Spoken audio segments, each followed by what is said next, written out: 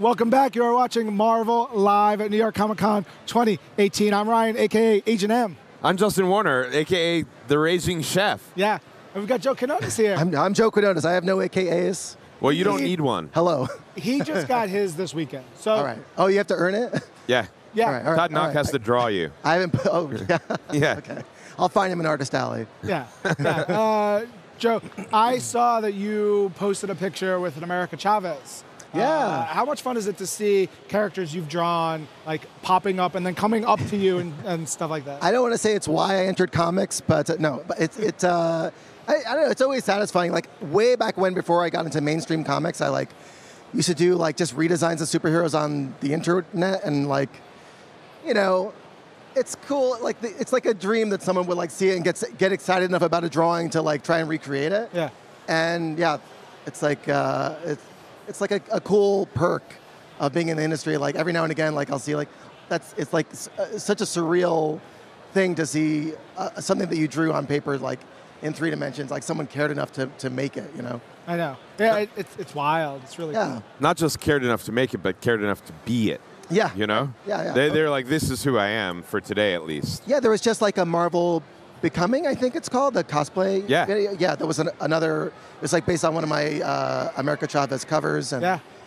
Did such an amazing job. And yeah, I get super excited every time. I'm always like, let's take a selfie. Aw, yeah. That's great. Yeah. That's amazing. Yeah, super cool. I loved your Peter Parker run with Chip.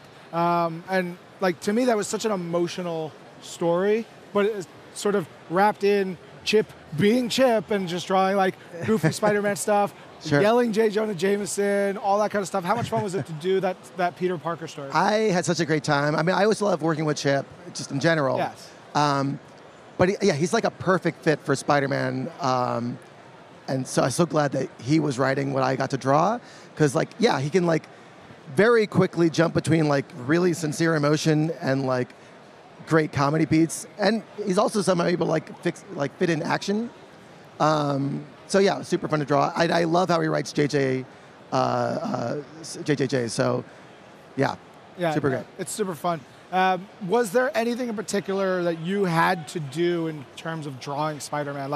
All right, I gotta make sure I get him in a pose, or hit the webs right, or the specific lines or anything like that. There's lots of little Easter eggs for big Spider-Man fans, and some are very subtle.